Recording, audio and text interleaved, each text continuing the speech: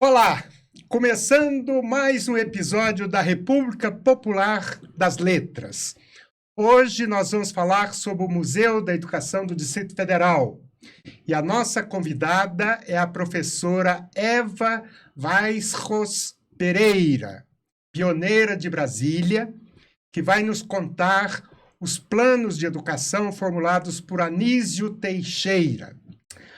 Olá, Eva, é uma grande honra recebê-la aqui para a gente conhecer um pouquinho do seu trabalho, hoje inteiramente voltado para a organização do Museu de Educação do Distrito Federal. Eu que lhe agradeço, Antônio Carlos. É um prazer enorme estar aqui com vocês e ter oportunidade de novamente falar dessa iniciativa que para mim é muito cara, muito preciosa e mais do que para mim, penso que é uma iniciativa preciosa para Brasília, para os educadores, enfim, é alguma coisa inovadora que se faz em Brasília e compatível com aqueles grandes brasileiros que fundaram essa cidade. Então, um deles é o Anísio Teixeira. Exatamente. Está aí a foto, uma foto muito simbólica, porque ele está em frente da primeira escola-parque criada em Salvador, Bahia. Sei.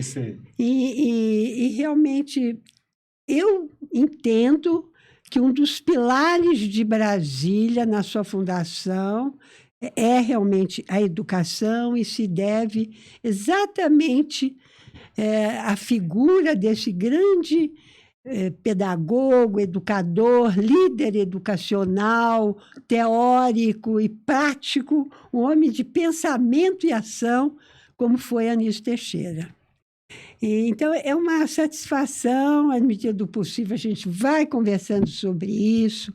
É uma história que realmente muito bonita de construção desse museu. Sim. O museu hoje, as instalações dele estão na Universidade de Brasília. Mas vocês têm um plano de reconstrução da primeira escola do Distrito Federal, lá da Candangolândia. Exatamente. Que foi demolida nos anos 70, por aí, não é? Como é que surgiu a ideia do museu? Pois é, então vamos... É uma história comprida, começou no final do século passado. Temos muito tempo. Por isso que eu, como uma das pessoas envolvidas com essa ideia, digamos, que realmente nasceu de um grupo pequeno de professores da Faculdade de Educação da Universidade de Brasília. À época, esse pequeno grupo de professores, pesquisadores, decidiu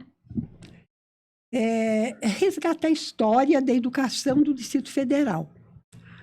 Já eram passados quase 50 anos e era tempo de rememorar, né? E vou falar sobre isso posteriormente, porque a história da educação do Distrito Federal é importante, não apenas para Brasília, mas ela tem uma importância nacional. Eu vou chegar aí para lhe dizer. Mas como a pergunta inicial é dizer de onde que surgiu, Sim. eu vou contar para você como foi. Então, esse grupo de professores, do qual eu participei, Erasto, professora Alexandra, eu não vou ficar citando nomes, que a minha memória não anda tão bem, e corre o risco de eu esquecer alguém, mas é um grupo pequeno. Resolveu iniciar uma história para resgatar, porque na academia, naquele tempo, né, havia uma preocupação. A história da educação era uma macro-história de acontecimentos políticos, baseado apenas, via de regra, em documentos oficiais, apesar de ter análises críticas. E havia um sentimento que era necessário um aprofundamento. E isso seria importante que se fizesse analisando as realidades regionais, as histórias regionais de educação. E, nesse sentido, iniciamos esse estudo, e é muito importante, né? Porque exatamente qual a grande diferença? Porque pela primeira vez, né, um sistema de educação iria nascer junto com uma cidade. Olha que coisa interessante. Todo um projeto arquitetônico e urbanístico, né, ele se integrava com o projeto educacional, com o plano educacional de Brasília. Então, isso era muito importante. Isso tudo nós fomos descobrindo com a pesquisa, aprofundando com a pesquisa. Então, eu confesso, foi um trabalho de formiguinha. Qual era o nosso objetivo principal? Quais nossos objetivos imediatos? Quais eram os 3 principais objetivos que tínhamos ao iniciar esse trabalho? Era exatamente constituir um acervo, né? Um acervo documental em cima do qual se poderia elaborar a história da educação, escrever a história da educação, porque a história se faz com documentos, em cima de documentos. Então, esse era um dos objetivos.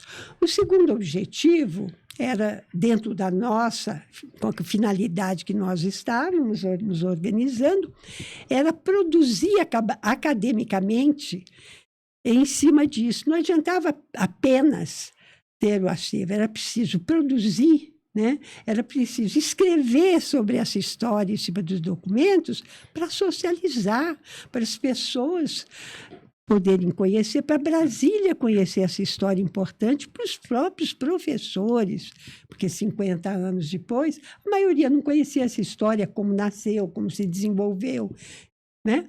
Então, além desses 2 objetivos, já colocamos um terceiro, criar o Museu da Educação do Distrito Federal.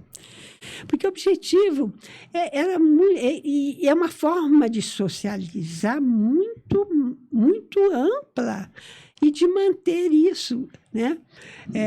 Sempre presente, né? A memória sempre presente, né?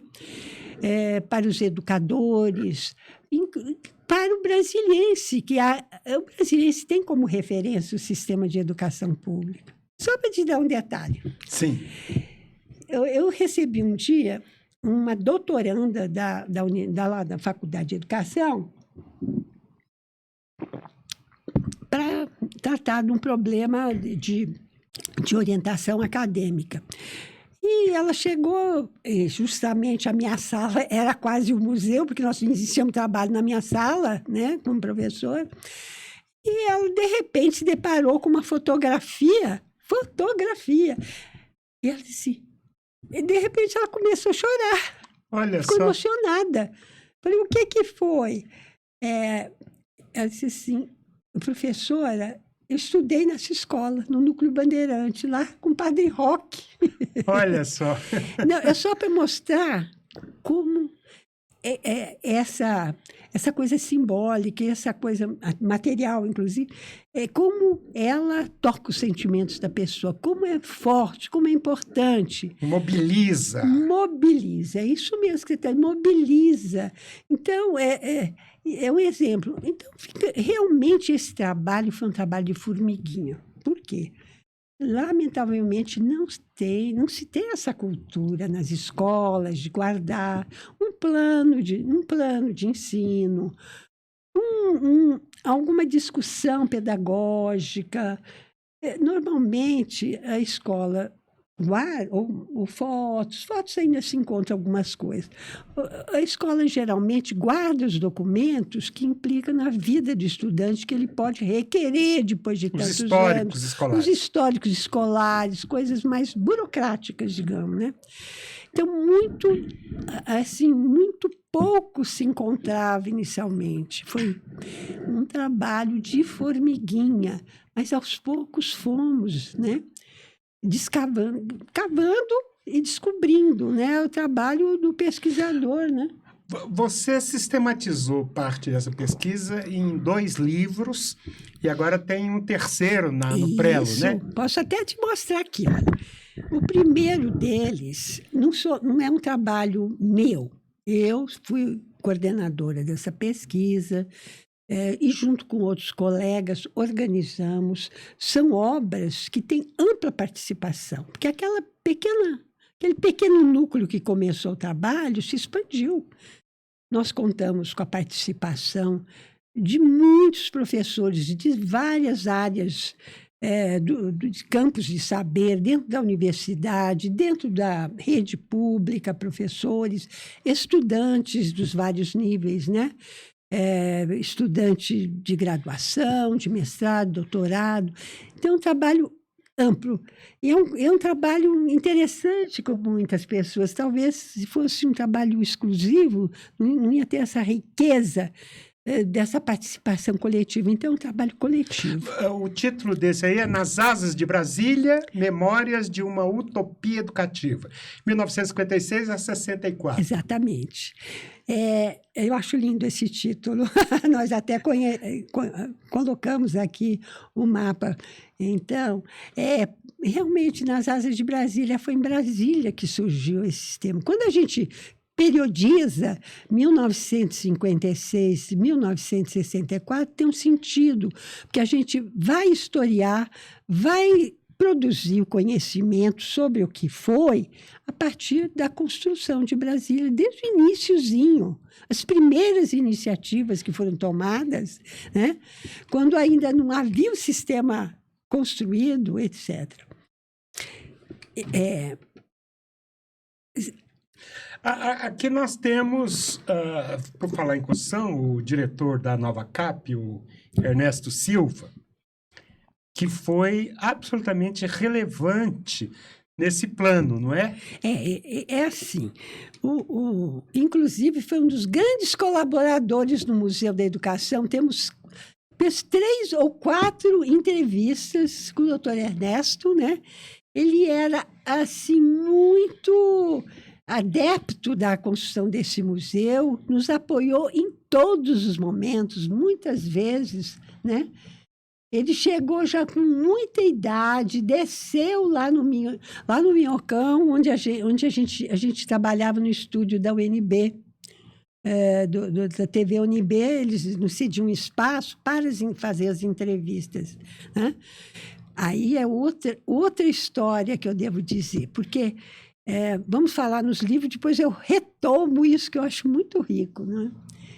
Então, realmente é um personagem importante, porque ele não havia ainda esse nome, mas ele foi o primeiro secretário de Educação, ainda ele era diretor da Nova Cap e assumiu a pasta da Educação e Cultura nos primórdios.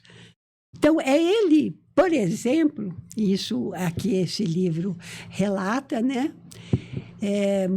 Muitas passagens nesse sentido. Havia, digamos, uma reação política à construção de Brasília, sabe-se disso, Carlos Lacerda com a UDN, e havia uma oposição muito forte.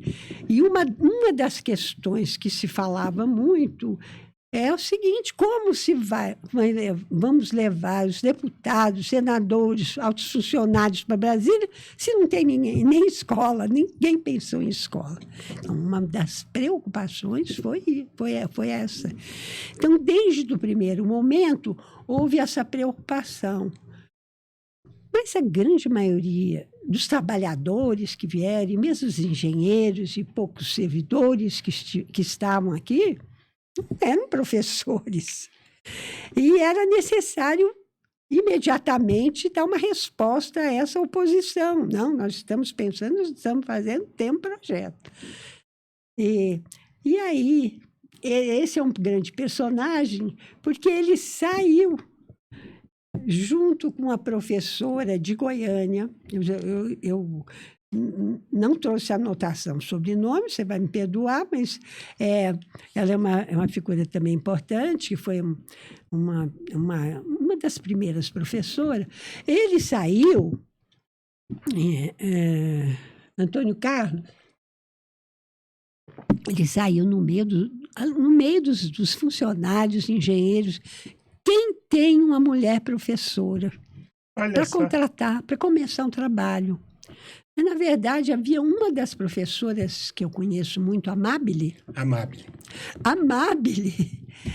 Amabile, ela deu aula dentro dos galpões da Nova Cap, na sala do presidente da Nova Cap. Olha. Reuniu alguns meninos logo no início para ministrar suas aulas, né? Ou seja, quando havia uma reunião, ela falava, agora vamos lá para fora, poder abrir espaço para que a reunião ocorresse. Então, você imagina esses fatos em Brasília.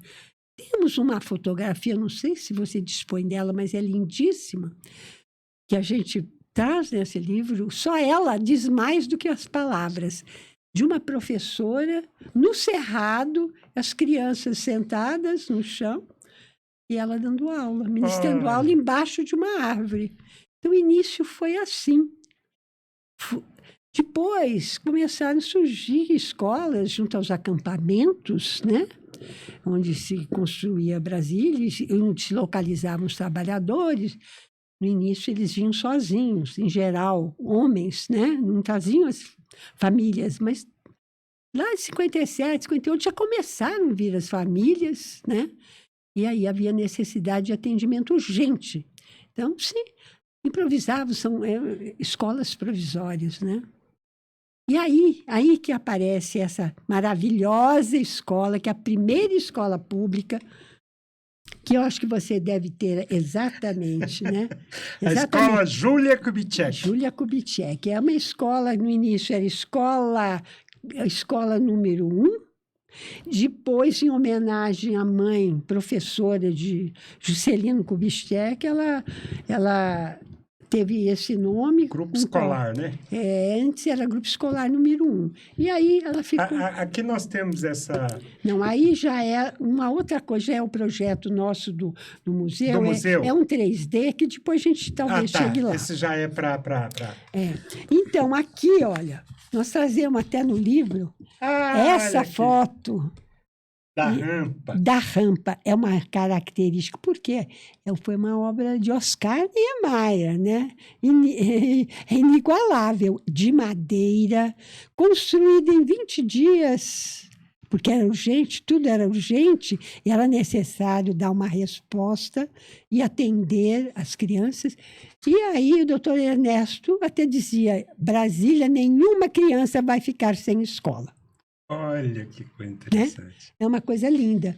E aqui a gente vê, essa foi a primeira escola construída na Candangolândia, né? Núcleo pioneiro, onde se localizavam os galpões. Era assim, ao lado, mas ela tem essa característica, né? de Candangolândia, como até hoje é denominada, né? Candangolândia. E aí a gente vê essa escolinha, foi criada em 57, e aí tem uma história, e isso nos apaixonou, e pensamos como será simbólico fazer, reconstruir essa escola, porque ela não existe mais, reconstruir essa escola na Candangolândia, para sediar o Museu da Educação. Que coisa genial, né? É uma coisa muito bonita, porque se resgata um monumento histórico, porque ela é um monumento histórico. A ideia é reconstruir de acordo com o projeto original. Exatamente. Do Niemeyer.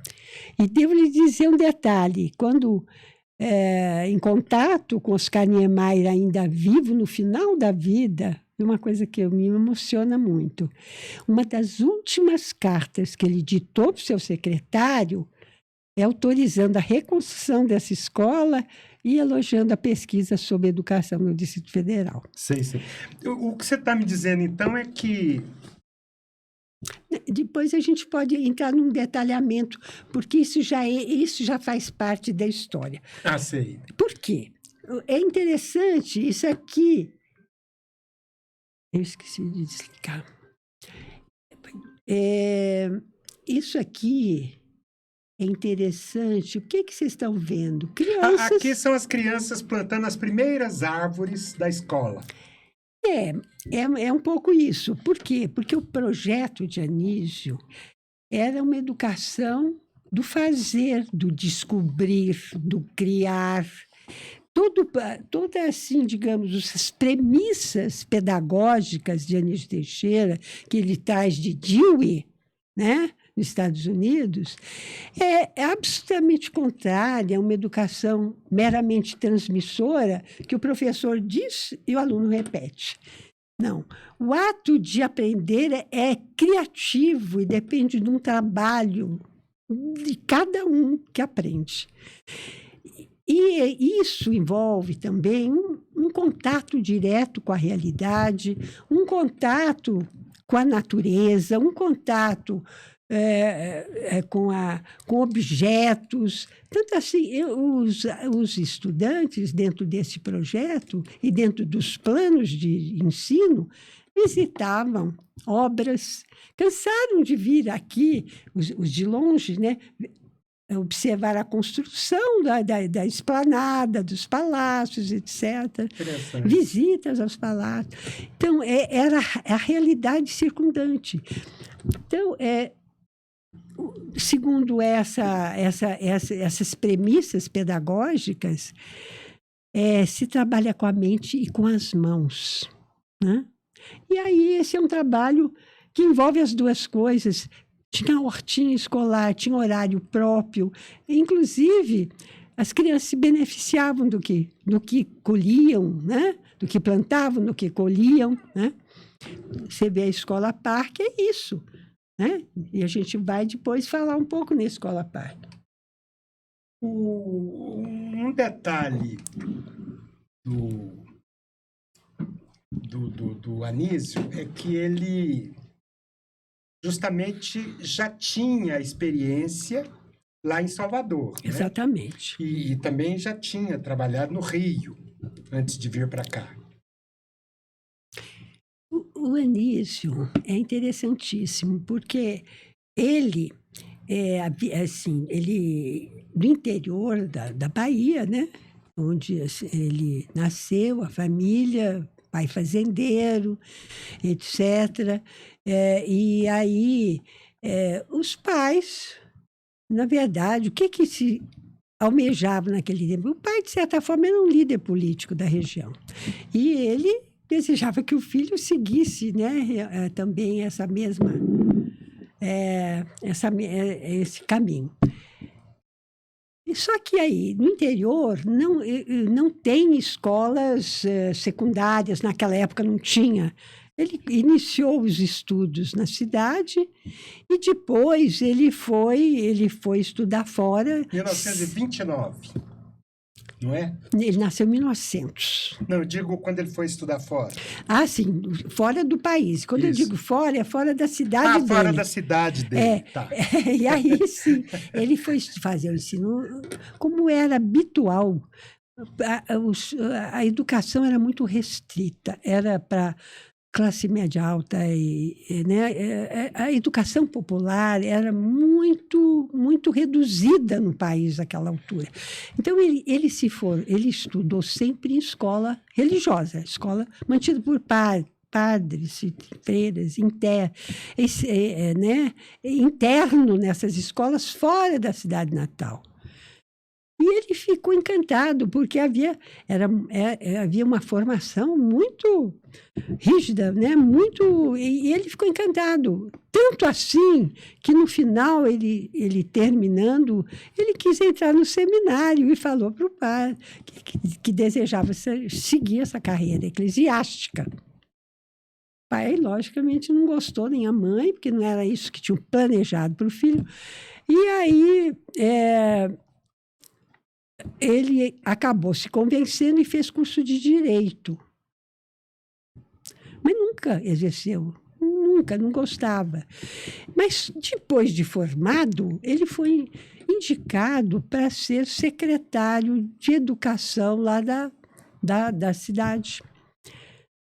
E aí ele tomou conhecimento da educação e viu as mazelas, das injustiças, da exclusão que havia no Brasil em termos de educação, e começou a trabalhar, e fez uma administração belíssima, reformulou o currículo, etc. E trabalhando, ele foi depois ser secretário da Educação lá de Salvador, né? Ocasião em que ele fez um curso nos Estados Unidos de Master, né? Era um curso assim, superior na área de educação que havia. Era em Colômbia, né? Colômbia.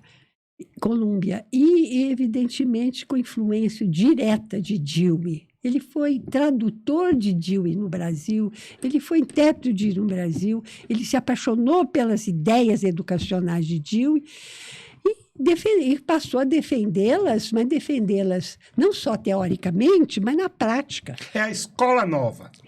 Então, isso em 1930,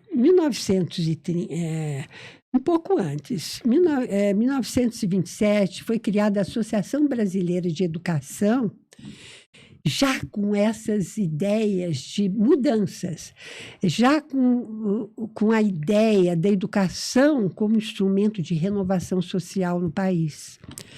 Foi justamente quando surgiu esse movimento, Anísio já estava dentro dele. Né? Estava dentro dele, e em 1931 ele chegou a ser o presidente da Associação, né? Da Associação Brasileira de Educação, né? E atuando assim, ativamente nisso.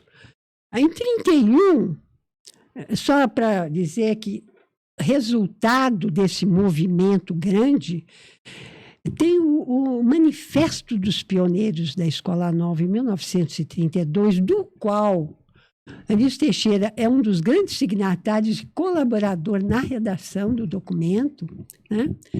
E que até hoje não tem documento mais importante, até hoje, lamentavelmente, não se conseguiu implantar tudo aquilo que está proposto nesse documento, né?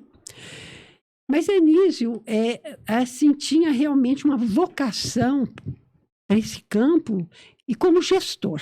Então, ele foi, em 1931, ele foi secretário de Educação no Rio de Janeiro. E, novamente, ele repetiu aquela administração revolucionária quase, dobrou o número de escolas, construções de escolas, fez algumas escolas modelo, porque não dá de noite para o dia para você alterar tudo exatamente, né? Mas criou museu, criou biblioteca, criou... Assim, tem uma série de questões que a gente pode trazer e a gente relata essas questões, não é? E, por exemplo, o ensino médio só tinha no Rio, à época, escola privada, né? E geralmente pertencente à igreja, né? Então, ele criou um sistema de educação pública, inclusive com escolas públicas do ensino médio. Olha que... Né? Porque no Brasil, precisa saber, todas as colaborações da iniciativa privada são importantes. Isso eu disse na minha defesa da minha tese lá em Portugal. Mas, para atender o povo brasileiro com a desigualdade social que se tem no país, né? Com a pobreza que não se conseguiu ainda eliminar, a única forma de acesso à educação é através do sistema público. Por isso que a Anísio repetia, né? Que a escola pública é que pode construir a democracia nesse país. Quando ele implementa em Brasília o seu plano de educação, que deveria servir de exemplo para o resto do país, não é isso? Exatamente. Uma das premissas é a escola integral, a escola de tempo integral. Isso. Ele quer uma escola, educação integral. Educação integral. Ela, por ser uma educação integral, ou seja, abrangente, não é uma escola, como a gente já teve a oportunidade de dizer, uma escola de simples transmissão de conhecimento. É uma escola de formação do ser humano. E a formação do ser humano envolve conhecimentos, valores, posturas, né? É um trabalho que envolve a mente e o corpo, né? A inteligência e as mãos, a formação completa, por isso integral. Por isso integral, educação integral, não é? E aí, isso ele já fez em Salvador, Bahia, em 1951, também quando ele era administrador. Então, a história dele vem por aí. Ele já tinha construído a Escola Parque da Bahia, que era um cartão postal para a cidade e que era uma modalidade de escola, né, que repercutia em todo o meio educacional aqui no Brasil e fora dele. Embora nada tão pacífico, havia divergências, havia quem se colocasse contra, mas... Era um campo de disputa. Era um campo de disputa, com certeza, como outros, não é? Mas aí ele trouxe essa ideia realmente. Eva, vamos ver mais algumas fotos aqui. Aqui nós temos uma reunião da comunidade no Coreto, depois já da construção da escola Isso. de Candagola. Todas essas fotos eu retirei do acervo do seu museu. Isso, em nós seguida, temos essa foto. Aqui nós temos alunos, já no eles plano, estão, né? Talvez na 308, provavelmente. Não, Elefante Branco. Por quê? Elefante Branco. O que ele fez é um plano de construções escolares de Brasília. Quando a gente fala disso tudo, o que ele é, o que ele pensa, você pensa, um plano deve ser um catatal. O plano de construções escolares tem 3 páginas. Olha! O que ele fez? Ele já fez isso no Rio, ele fez em outras partes. Ele criou, quer dizer, uma estrutura que abrigaria essas ideias todas que poderia abrigar. Então, por quê? Então, primeiro, o plano o que previa? Jardins de infância, escolas classe dentro das quadras residenciais, né? Escola parque, que atenderia a 4 escolas classe ou 4 quadras. Na escola classe, seria o ensino convencional integrado com a educação da escola parque, mais informal, onde o aluno aprenderia em oficinas os trabalhos mais diversos, né? Trabalharia com couro, trabalharia com cerâmica, trabalharia com madeira, enfim, tem uma série de tapeçaria, etc. Tem gente que até hoje lembra do bordado que fazia lá, né? Na escola parque. Então, eram professores especializados. É bom dizer que, naquela época, 50% do professorado no Brasil era leigo. E aqui, desde o início, a exigência era concurso com formação em nível médio, de curso normal, já havia, né? E aí... Aqui é 307, 308. Isso. Então, essa é uma sala dentro das escolas parque, dentro da escola classe, né? Uhum. E o aluno, então, ficaria meio período aqui e meio período lá na escola parque. Integral, aí sim, o horário integral pela exigência do projeto. Sim, sim. Né? Ou, por exemplo, o Brizola, que perseguiu essa ideia também, o Anísio, o Brizola. Ele perseguiu essa ideia, né? No Rio de Janeiro, que chegou a construir 500 e tantas escolas, evidentemente que não é idêntica, mas eu digo a ideia de educação integral estava lá. Ele construiu o CIEPS, 500 na época, que já na mesma construção, no mesmo local, todas essas funções existiam, né? Entendeu? Eram todas essas funções. Agora, aqui ele achou exatamente de acordo com o projeto urbanístico, né? E arquitetônico da cidade, Seria interessantíssimo, mais econômico até, que dividisse e que uma escola parque, né? Esse aqui, por exemplo, é uma das apresentações das alunas da escola parque lá da 308 Sul, porque o primeiro conjunto foi aquele construído na 308 Sul. Havia piscinas, havia aulas de música, havia artes plásticas, eram artes e ofícios, digamos, né? Olha que coisa interessante. E isso é. Aí você já vê alunos maiores, que provavelmente já do CASEB. E de Ou uma da banda, escola. né? Então havia, inclusive, apresentações públicas na rua, lá no W3, aquela foto anterior que a gente viu, né? Sim.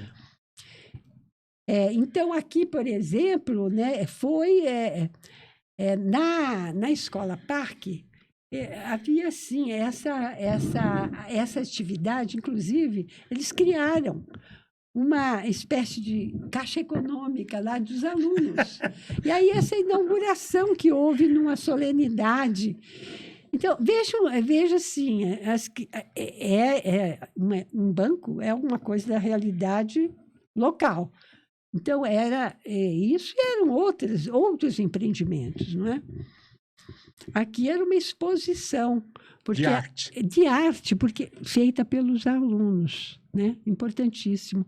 Agora mesmo, por exemplo, vai acontecer no dia 6 de outubro. Uma exposição que é uma plenarinha da educação infantil do DF, né? Ideia da Maria Paula, que foi Paula Toné. Que a Maria Paula foi nossa... foi no museu há muito tempo, agora está atuando nessa diretoria. Então, são trabalhos dos alunos. Então, essa questão da educação artística era muito valorizada, né? A mãe da Maria Paula, Maria Celli, também participou dessa... Ela foi professora pioneira. Maria Celli foi uma das... Ela foi uma aluna da escola normal na sua primeira turma de formandos. Olha. Em Brasília. Né? Nós temos fotos da Maria Celli. E logo depois ela lecionou, né? Ela é uma figura muito importante aí na nossa memória educativa. Então, aqui está a Escola Parque ainda acabando a construção, né? É uma construção ampla. Havia, além das oficinas, galpões de oficina aberta. Não sei se você tem foto. Muito interessante. Não havia divisórias. Os professores e os alunos, cada um trabalhando no seu campo, né? E em cima tinha biblioteca, tinha aulas de educação artística, de artes plásticas, música e outras. Tinha aula de educação física, havia piscina. Tem uma pessoa que fez um depoimento que eu acho assim muito bonito. Eu não sei se eu vou achar, porque quando eu procuro e estou falando, eu não acho. Mas eu acho um depoimento que nós entrevistamos, e ela fez um depoimento muito, muito bonito, porque ela foi aluna da escola, né? Sei. E ela ela dá um depoimento que eu acho que mostra um pouquinho o que era para o aluno esse tipo de escola. Não vou achar agora, não. Não tem problema. Mas eu queria achar porque é muito bonito. Ela fala assim: eu tenho filhos e eu tenho posses. Meus filhos estudam no exterior, mas eu confesso que não se equipara à minha formação na Escola Parque naquela época, na Escola Classe.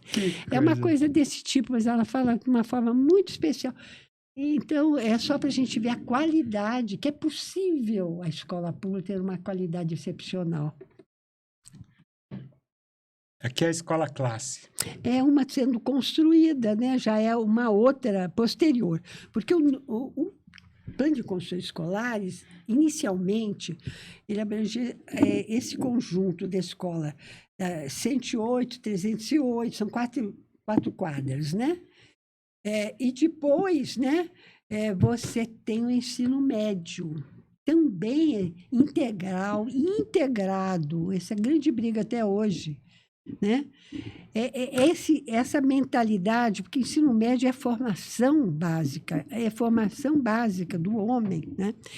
E essa formação abrange tanto a parte prática quanto teórica, né? E a escola delineada e planejada como tal é o elefante branco.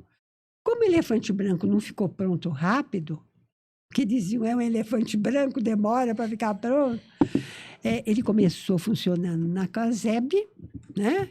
Que foi escola construída assim, a toque de caixa, né?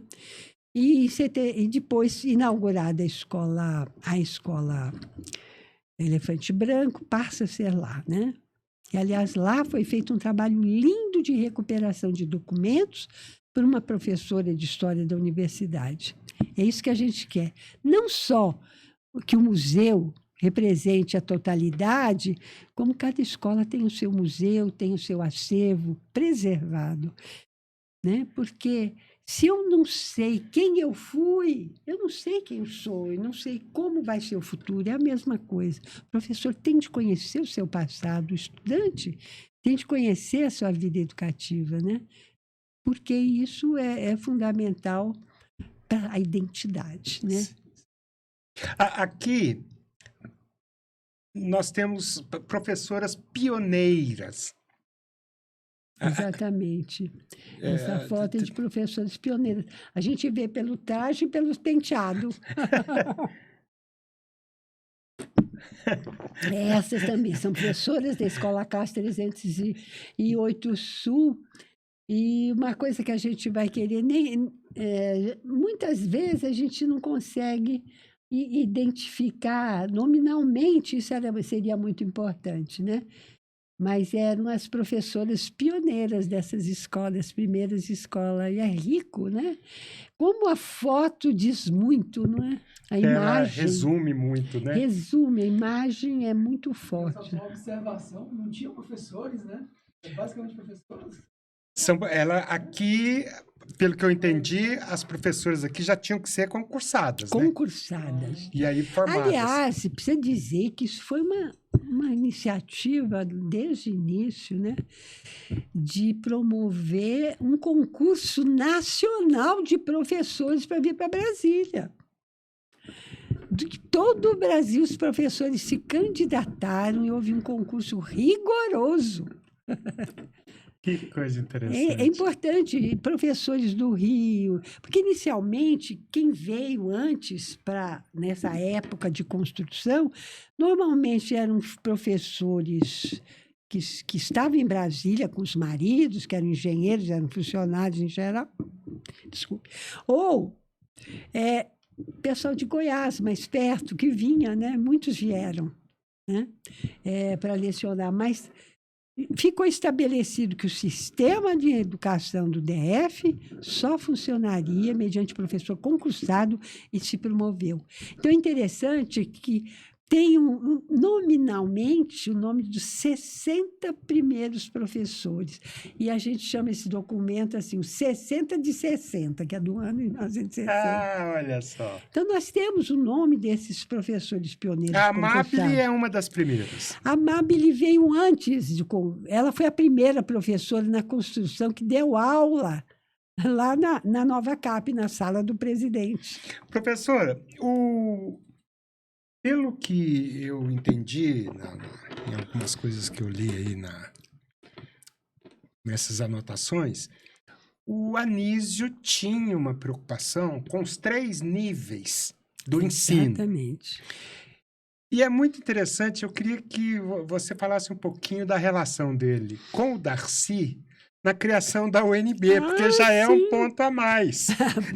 Um passo a mais. Alguma coisa a gente pode falar, porque esse plano que ele fez de 3 paginazinhas, ele já dizia escola classe, escola parque, que era jardim de infância até a 4ª série, que era essa estrutura de educação legal na época, né? E a partir daí, né? seria o Elefante Branco, que abrigaria os alunos, né, a partir daí, que correspondia ao antigo ginásio científico, clássico, etc., com uma nova proposta de educação, né? Só para te dizer, antes de dizer do Anísio, funcionavam clubes que os professores coordenavam num outro horário. Tinha as aulas usuais, seminários, discussões. Às vezes reunia toda a escola para discutir um tema, por exemplo, né? Verdadeiras assembleias. Mas o professor, em sala de aula, né, ele trabalhava no dia a dia e era em equipe também. Não era um trabalho individual, porque o trabalho individual era muito solitário e, às vezes, o professor se ressente. Então, havia equipes de trabalho, né, na área de história, filosofia, sociologia, etc., tinha equipe, eles planejavam junto, cada um, sabe? Era uma coisa mais coletiva, tanto em relação aos alunos, que faziam muito trabalho de grupo, né? Como professores, né? Então, eu estou rememorando isso para dizer que, no plano, também já estava prevista a criação da Universidade de Brasília como alguma coisa integrada, né? Uma formação integrada, né? Que aí formaria os cientistas, os profissionais de nível superior, etc. Seria uma sequência, né? Sei. Exatamente nesses três. Exatamente. Então, o que se fez? Inicialmente, criaram essas escolas elementares, digamos, de média, né? Com as construções. E aí também se pretendeu construir a Universidade de Brasília, né?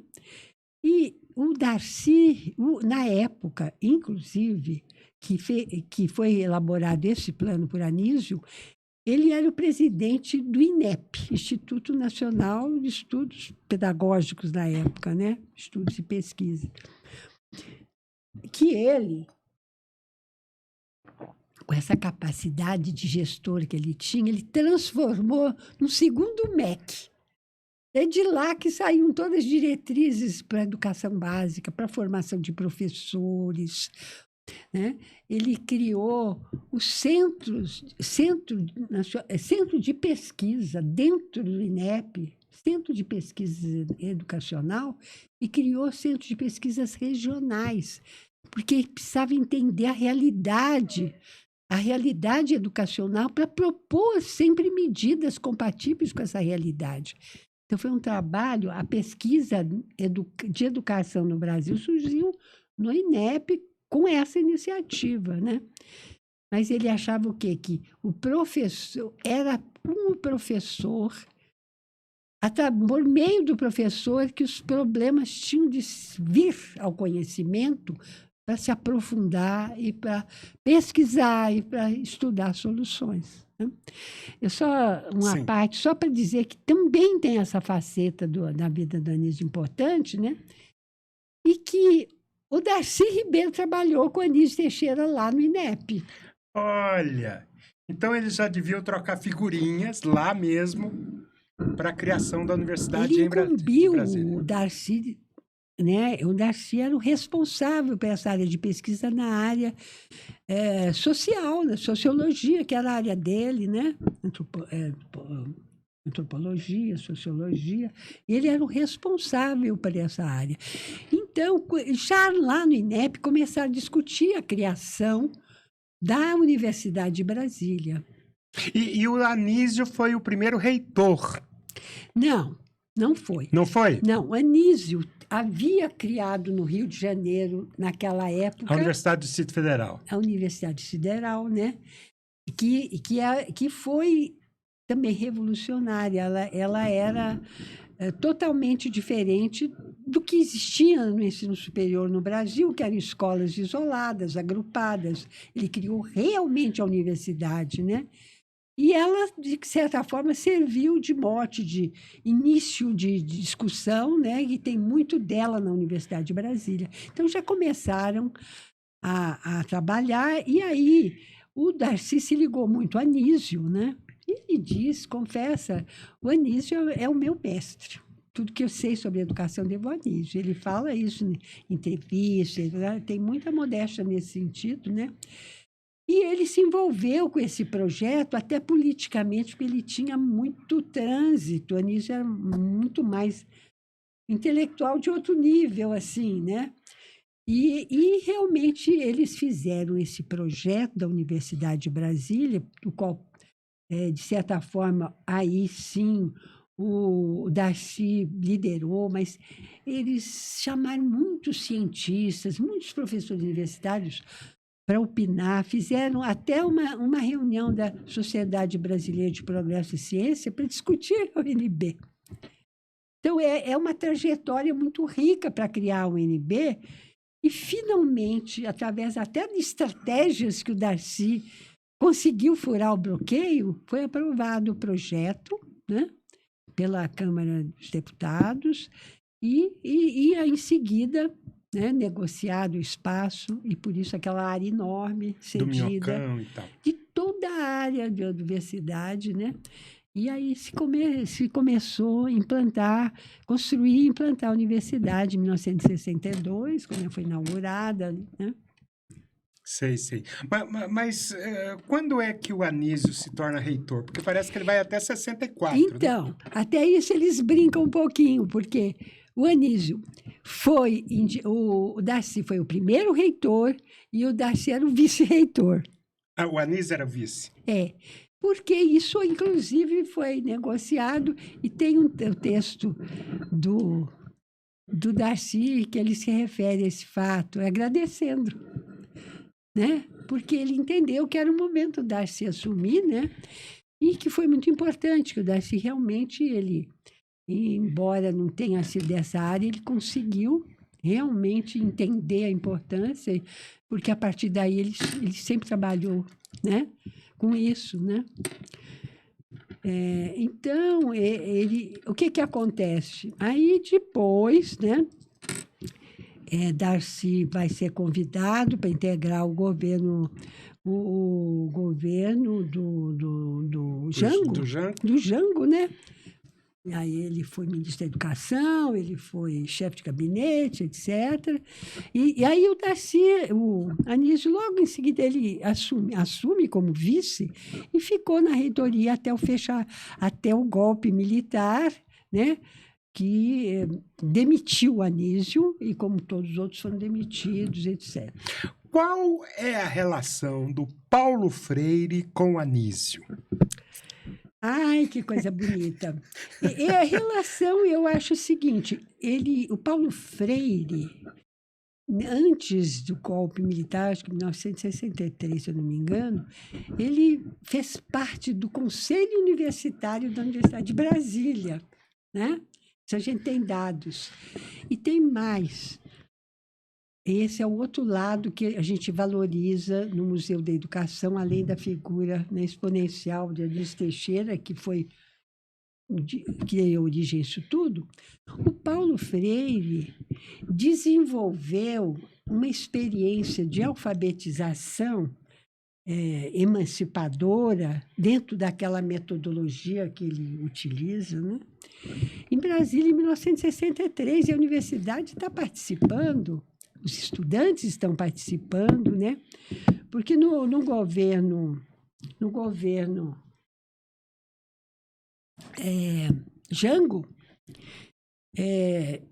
com a proposta de reformas de base, né, a educação era um dos temas fundamentais, e foi criado por meio do decreto o Plano Nacional de Alfabetização, que era destinado a adultos, né?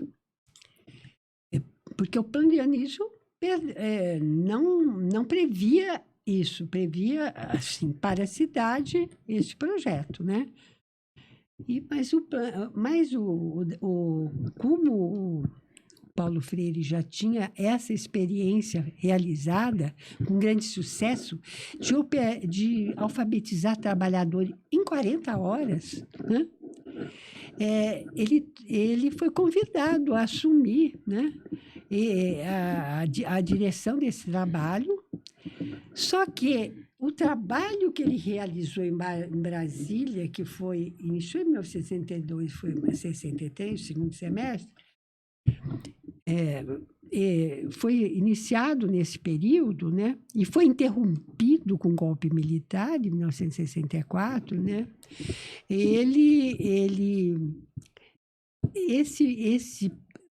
Essa experiência dele aqui seria basilar para testar a metodologia para implantação a nível nacional, com o Plano Nacional de Alfabetização, que previa decole num número altíssimo de alfabetizandos no Brasil, de trabalhadores alfabetizados no Brasil, né?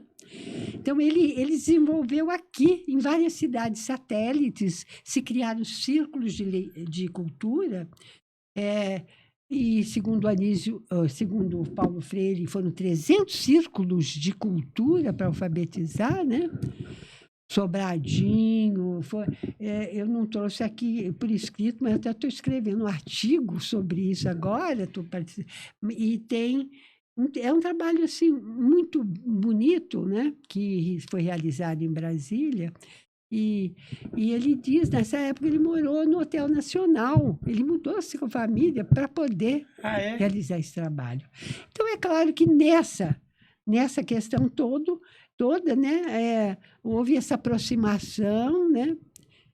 Porque o que vigorava, e ainda vigora em muitas mentalidades, é o seguinte: vamos fazer uma educação básica para todo mundo, que atende, que seja boa, e depois se resolve o problema para o futuro. Mas a gente não pode esquecer que existem milhões de trabalhadores com baixa escolaridade, muitos dos quais são analfabetos, como é o caso de quem veio trabalhar em Brasília, né? A maioria com baixa escolaridade e um número enorme de analfabetos. Eram os trabalhadores que chegaram para construir a cidade. Eles têm direito de se alfabetizar, é um direito, é uma demanda, e é um pouco respondendo a essa demanda que surgiu o plano e que a Anísio coordenou, inclusive em Brasília, essa experiência. Que coisa genial, né? Eva, eu tenho aqui a famosa Emília, do Monteiro Lobato, que hoje está sob julgamento porque ela era muito racista, né? Mas eu soube de uma história muito interessante de que o Monteiro Lobato teria batizado essa boneca de Emília por causa da Dona Emília, que é mulher do Anísio. Sim, eu soube, isso realmente existe, essa informação. Porque o Monteiro Lobato era amicíssimo do Anísio Teixeira, eram muito amigos desde jovens. Ele tem, assim, no Arquivo Nacional e no CPDOC, existe muitas cartas que eles trocaram durante a vida. Olha, né? que coisa interessante. Tem fotos, inclusive, dos dois, né? Então, é bem provável que tenha sido essa origem da Emília, com certeza. Muito legal. Eu queria que você contasse um pouco a sua história, que também eu acho muito interessante. Pessoalmente, eu a conheci, provavelmente lá no Feitiço Mineiro, do Jorge Ferreira, que foi seu genro, não é? Exatamente. Foi seu genro, amado. Marido da Denise. Isso, casou com a minha filha. Isso. E, evidentemente, eu já conhecia um pouco a história do seu marido, o Zé Oscar Pelúcio, e eu queria que você contasse um pouco. Pelo que eu sei, a sua família veio da Polônia, judeus poloneses, para São Paulo. Conta um pouquinho essa história para nós, eu acho ótimo. Pois é isso mesmo, é verdade. Eu vim de São Paulo, o Zé Oscar estudou, fez direito na USP, né? Na famosa São Francisco, e teve sempre uma grande participação política como estudante, etc. né? Na criação da Petrobras, por exemplo, começo a falar dele primeiro, né? Enfim, é outra história. Mas as nossas histórias se uniram, porque a gente se conheceu, né? Em São Paulo. Em São Paulo, né? Eu era também estudante, participava desses movimentos políticos, cheguei a trabalhar em jornais alternativos. Vocês dois eram do Partido Comunista Brasileiro. Sim. E você trabalhava em jornais do partido. Trabalhei sim. Ainda muito jovem, 18 anos, 19 anos, eu trabalhei nos jornais. Notícias de Hoje, Terra Livre, que era um jornal de camponeses, Novos Rumos, que era um jornal nacional. Eu contribuía, né? Embora ainda tendo interrompido o estudo, mas essa militância, eu devo dizer, foi minha universidade, com certeza, né? A gente tinha de estudar e aprendia muito. E lá a gente se conheceu, a gente se apaixonou, né? E aí veio a primeira batalha que a minha família, embora... Eu falo tudo, hein?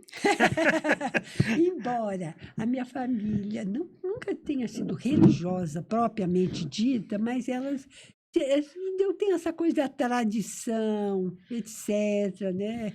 Eram pessoas pobres que vieram. E tem essa coisa de judeu casa com judeu. Então, não era o caso, a gente tinha já uma outra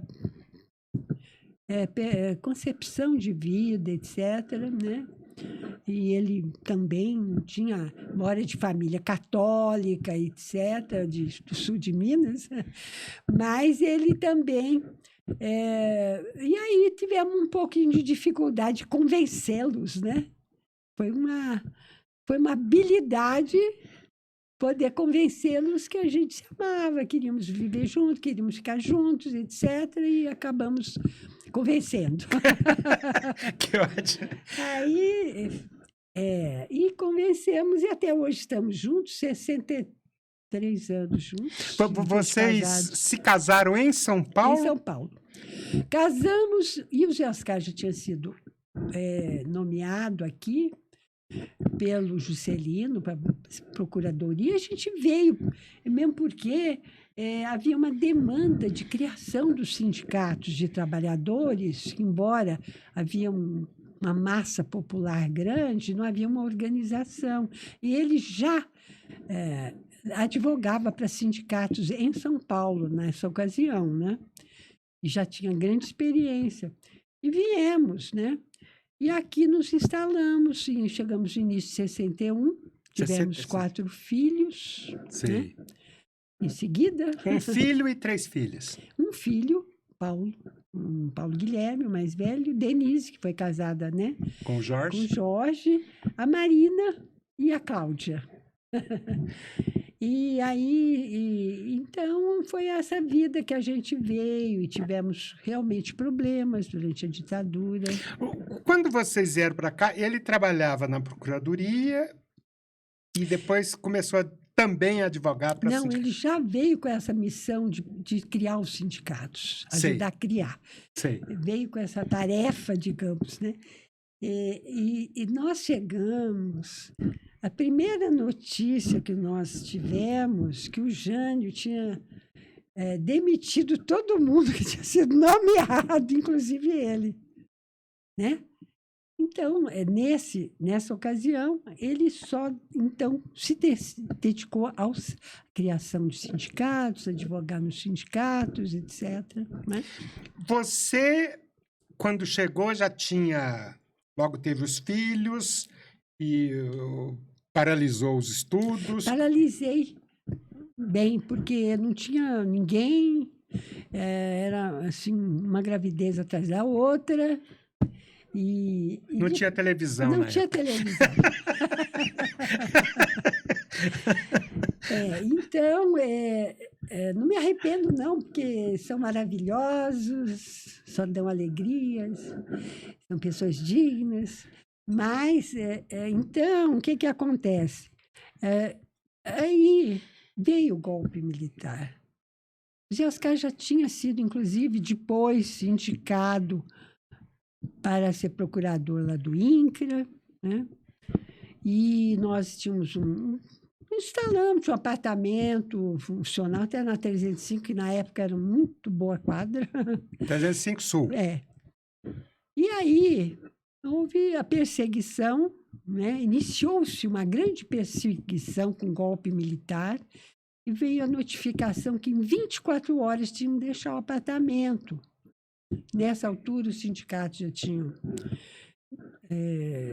interventores e não queriam, não o desejavam, porque sabiam do seu histórico, né, das suas posições políticas.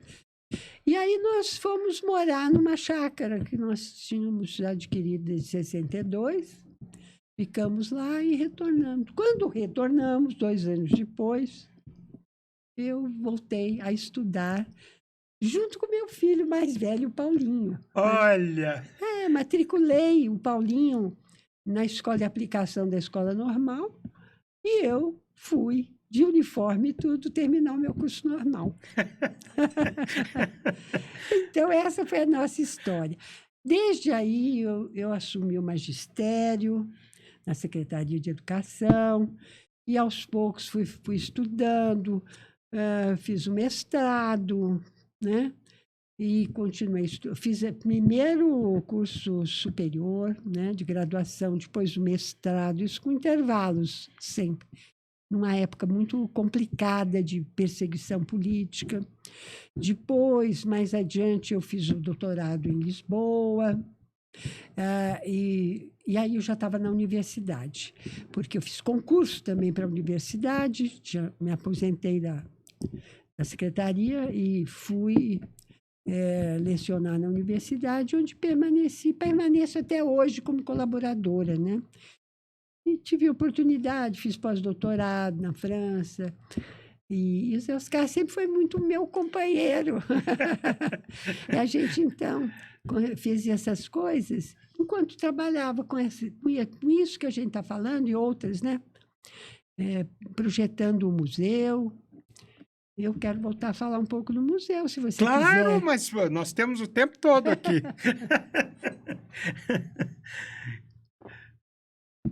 Eu acho que a vida é uma coisa muito... É tudo a vida, não é uma coisa só, né? Zé Oscar, poucos dias atrás, ele ganhou o título de cidadão honorário de Brasília e, na ocasião, foi até lançado um livro sobre a vida dele. E aí... eu tive de falar alguma coisa. Precisamos trazê-lo aqui para entrevistá-lo. Mas acho que ele agora não anda muito querendo falar. Cansou, já está com muita idade. Mas aí ele... Eu falei, eu acho que a vida é tudo. Esse conjunto de coisas. É a vida da família, é a vida política, porque senão ela fica... monótona, tem que ser tudo, e tem que ser muito coerente, né? Claro. Bom, então, aí, eu falando nessa, a gente fez um trabalho bom de pesquisa, anos a fio, conseguimos organizar um acervo valioso, documental, de iconográfico, fotos, né? Algumas você já até tirou para trazer para cá. E outra coisa maravilhosa, que eu acho a mais rica do nosso acervo, foram entrevistas gravadas, filmadas, os primeiros professores, que ainda a gente pegou vivo, quando começamos a escrever, sabe, a fazer esse trabalho no museu. Senão a gente teria perdido esses depoimentos. Nós temos um programa de história oral no museu com mais de 400 entrevistas de professores. Eu li o resumo de algumas, por exemplo, a professora Aglali Maria Costa. Ela também é da professora Amábile Andrade Gomes. É interessante isso. É muito interessante. São mais de 400? Mais de 400 entrevistas de 1, 2, 3 horas, gravadas e filmadas. Que coisa interessante. Então, a gente tem uma riqueza para um museu impressionante, porque você tem Você pode ter um museu, embora local pequeno, midiático. Porque você tem muita mídia, você tem entrevista, você tem informação. Então, pode ser realmente um museu que vai trazer muito orgulho à cidade. Né? A concepção moderna de museu é um centro de pesquisa, né? É pesquisa, sim. Não Memória só e pesquisa. memória e pesquisa, mas pode ser formação também. Hoje existe uma concepção abrangente, né, sociológica, abrangente, né, de museu. O museu, ele pode trabalhar e deve trabalhar com tudo que interessa à comunidade, a sua comunidade específica que se serve e a toda a comunidade, né? Porque o museu é aberto. Se nós estamos, por exemplo, um exemplo, que o nosso sonho, o nosso projeto é nos instalarmos na primeira escola pública, né? A Escola Júlio Kubitschek. Lá na Candangolândia. Na Candangolândia. Eu vou falar mais sobre isso, mas, então, quantas demandas que vão ter lá da própria comunidade, por exemplo, né? Por que não fazer para a comunidade, à noite, um curso? Por que não trabalhar, e deve-se trabalhar com esse rico, né, acervo na formação de professores? É importantíssimo, né? Você tem, por exemplo, depoimentos de como professores trabalhavam, né? Isso você pode formar uma roda, apresentar, discutir, ver as experiências que estão assim, vigindo lá no grupo, e outros trabalhos muitos, porque a formação é o outro grande objetivo de qualquer museu, né? E esse trabalho mais amplo envolvendo a comunidade, né? Sim. Porque a própria escola, há muita assim, há muita crítica, né?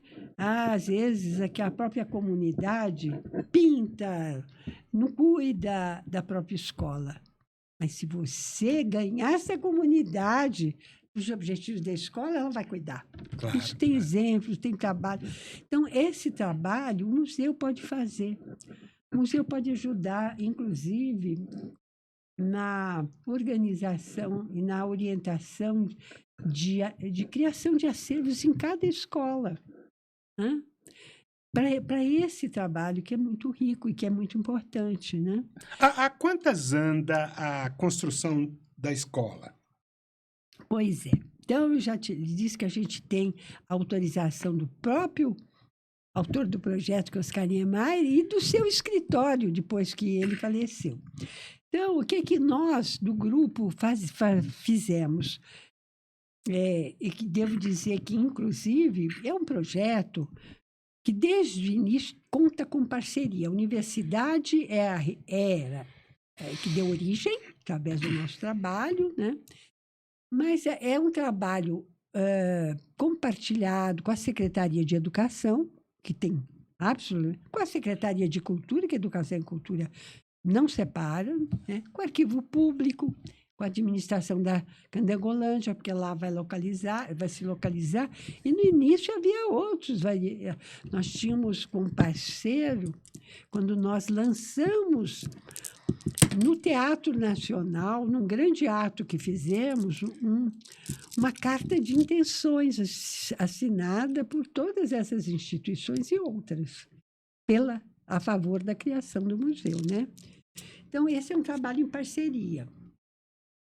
E o que nós contamos com a colaboração de uma equipe de professores do sistema que nós solicitamos para ajudar a organizar, né, juntamente com a universidade, o museu e fazer, ainda que de forma precária e inicial, que ele já funcionasse mesmo antes de ter a sua sede. E é o que aconteceu com isso. Nós estamos numa salinha, né, lá no CEAM, Centro de Estudos, né, Interdisciplinares da Universidade, uma sala onde tem um acervo, onde a gente planeja, onde a gente se organiza tudo e realiza todo esse trabalho, né? Né? E cursos, né? Promovemos cursos, inclusive com financiamento de projetos que a gente encaminha para as agências financiadoras, né? Muitos cursos foram promovidos, muitos eventos, né? Muitos trabalhos realizamos, inclusive agora, por exemplo, nós estamos com 2 projetos, aliás, vários projetos, mas alguns já financiados, por exemplo, pelo FAC, na Secretaria de Cultura, que é alguma coisa em andamento, né? Estamos iniciando até março, abril do ano que vem deve estar pronto, que é uma exposição virtual sobre Paulo Freire na experiência de Brasília. Olha, quando é que vai ser? Nós estamos produzindo ainda, então, estamos com a pesquisa feita, tem uma equipe, né, inclusive, planejando, e para o lançamento a gente espera que seja bom para o aniversário de Brasília, ou para a UNB, mas, inclusive, no aniversário. A gente pretende, em princípio, na data que completa o aniversário da designação dele como patrono da educação brasileira. Ah, olha só. Que acho que é muito significativo, né? Outro projeto que nós realizamos, que nós estamos com um projeto na FAP, Fundação de Apoio à Pesquisa do DF, né? Que é um projeto belíssimo e que faz parte dos 60 anos de comemoração da Universidade de Brasília, que é o quê? É sobre o CIEM, Centro de Ensino Médio Integrado, né? E foi criado dentro da universidade por Darcy e por Anísio. Que era uma escola, digamos, experimental, onde você poderia desenvolver, que é uma escola exatamente nesse padrão que eu falei do Anísio, entendeu? E que ela foi tão significativa na formação dos alunos, né, que eles até hoje se reúnem, né, para falar sobre a escola, para comemorar. Alunos como Ratum, por exemplo, que foi ex-aluno, escritor, grande escritor brasileiro, tem livro que ele fala na formação dele e na formação dele como pessoa humana e como escritor, e a influência dessa escola nessa formação, para você ver como é importante, né? Esse, por exemplo, o Ratum é um dos convidados para participar de um seminário, de uma exposição que a gente está programando sobre esse tema, que vai chamar CIEM na Caixa Preta. Centro de Ensino Médio, né? Centro Integrado de Ensino Médio, nos 60 anos da UNB. Então, isso aí é importante, porque há tanta discussão sobre o ensino médio, até hoje, ele não tem uma identidade, o ensino médio no Brasil. E esse é um modelo excepcional. Não é que é para copiar, mas é preciso rememorar e ter esses elementos para criar o novo, para criar o necessário, o importante. Você não... Ainda na pergunta anterior, eu queria saber, assim, a questão da construção Isso. É no mesmo terreno? É assim. O mesmo terreno, ele fica um pouquinho acima. A gente pleiteou esse mesmo terreno que estava absolutamente vazio já há alguns anos atrás. Inclusive, o Paulo Otávio era vice. Ele era vice-governador à época, e a gente resolveu entrevistá-lo, porque ele é ex-aluno desse CIEM também. Ah, olha que interessante. E a gente até fez esse pleito, mas acabou não acontecendo. Lá foi construída uma escola moderna, com o mesmo nome, aliás, Júlia Kubitschek, um centro educacional muito bom e que serve muito de... E a própria comunidade local sugeriu, por que não fazer no Parque Vivencial, que é ao lado da pista, né, nessa parte, né? que era, na época era aberto, a gente brincava aí por esse cerrado, os alunos, ex-alunos, etc. Tem uma relação afetiva com o local, né? É, e nós, então, tomamos ao pé da letra. Vamos tentar, sim. Havia, assim, perto da pista, uma área degradada. Tinha um campo de futebol, assim, e tinha um lixão terrível, assim, ao lado, completamente degradado. Essa área que nós pleiteamos. Pleiteamos e a parceria com o IBRANDEF, Instituto, né, Brasileiro do Meio Ambiente, que é ligado à Secretaria de Meio Ambiente, eles eram nossos parceiros e nos concederam essa área de 2 hectares para o Museu da Educação, né? Publicado no Diário Oficial, né? Uma concessão por 50 anos, mais 50, né?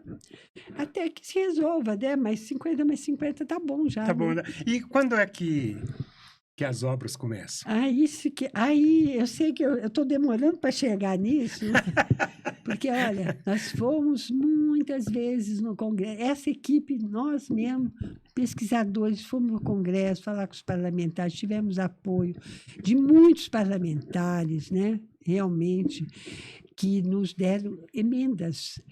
Era necessário, pelo menos, metade.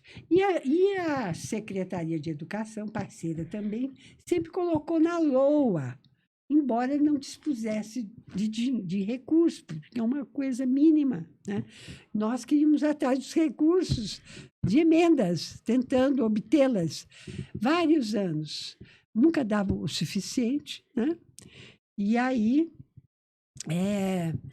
antes da pandemia, finalmente nós conseguimos, né? Até o deputado Chico, ele nos ajudou muito nisso. Né? Chico Vigilante. Vigilante, ajudou muito nisso também. E nós fomos ao presidente da Nova Cap e ele falou, se tiver metade do recurso necessário, a gente dá início à obra, porque o projeto está totalmente pronto, aprovado em todas as instâncias, né? É só o dinheiro para...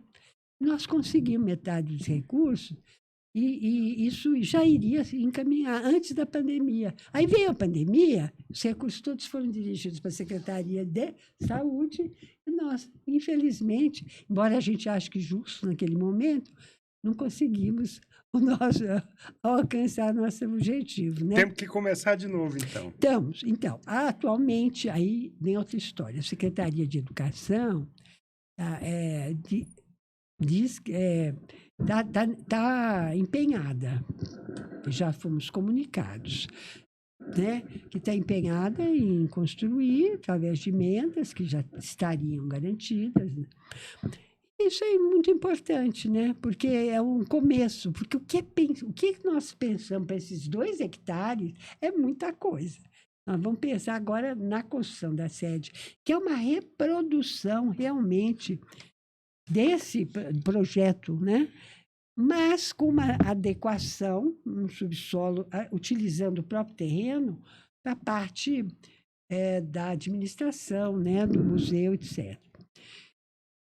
Então, a gente tem até um 3D maravilhoso que foi feito sobre isso, muito bonito, e aquela figura que você mostra também, né?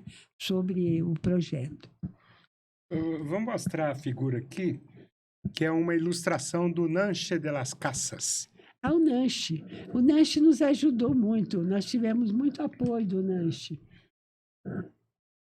O Nanche é professor da universidade, também já aposentou, mas um grande defensor, exatamente.